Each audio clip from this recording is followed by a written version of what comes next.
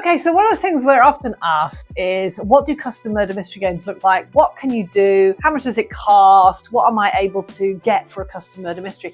Well, there are lots of different ways of customizing a murder mystery. So one of the easiest ways you can customize a game is to just change the game title on the front. So these are some of the games, just a handful of them, she says, looking at the handful, that we have done on Murder at Mercaster Hall since we offered the opportunity for people just to change the name on the front to their house. So we've got things like Murder at Toffcraft's Manor. We've got Murder at High Hall. You might see some of these and recognise them. Murder at Tree Manor.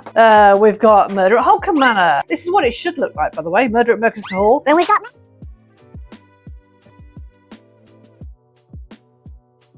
Keep going. So you can literally ask us to take Mercaster Hall and turn it into any game of your choice, changing the front cover on the game. And we can do this with more games than Murder at Mercaster Hall, but the reason that one's so popular is because your house name can get in on the act. Other games, we can change the titles, we can change character names within the games, and if you've got plenty of time and some ideas, we can change some of the plot lines. That all costs, just to change the front cover of the game, £35. We know it takes us that length of time to kind of take everything off, put everything back on again. But other things, come to us, we'll give you a quote. Now, just to give you an example, that was some of the easiest stuff we do. This is a much more complicated custom, right? Because it runs in a totally different way. It's really immersive, everybody really enjoyed it. So with this one, they asked us to write a game where they had about 40 odd people in a house running around like crazy, all in character. The murderer knew they were the murderer, other people had all sorts of plot lines, and this runs in a totally different way. So I would call this an immersive role-playing game. There wasn't questions, there wasn't answers, everybody just it was a free-flowing game.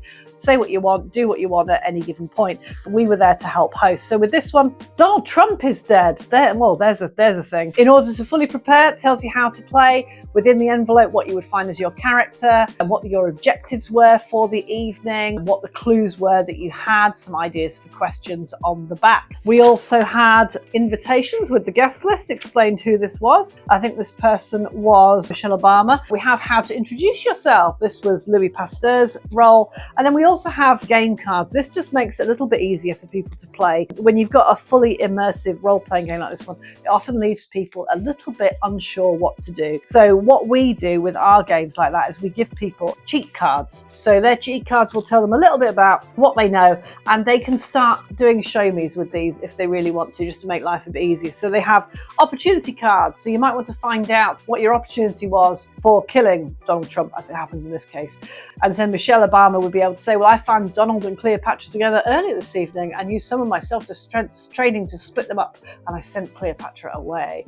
So that would be the opportunity that she had. That was when she saw Donald Trump last. Her secret objective. You know, some of the guests are likely to be aliens. I didn't tell you this was a Doctor Who themed game. Now you know. Try to find out who these aliens are. So that was one of her jobs that she had, her secret objective. Motive. What motive did she have for wanting Donald Trump dead? And she said, Donald Trump led to my husband's death in an electoral riot. It is alternative fiction. Don't hold it against me. We've got fact cards. Trump carries a hip flask for sentimental reasons. So there you go. That's a fact that she knows that she can share freely with people. And then her secret. I know Trump must be alive in order for me to come into office. I'm predicting the future here, just say you heard it here first.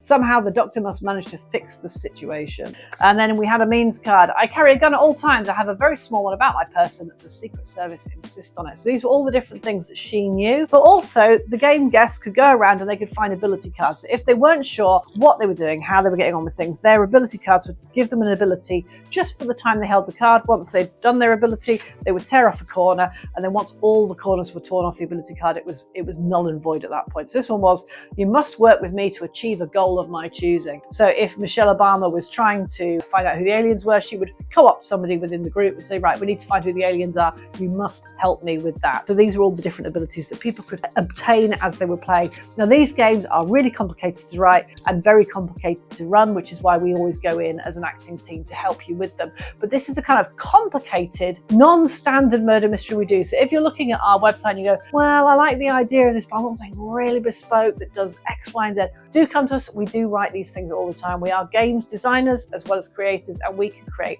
a game perfect for you.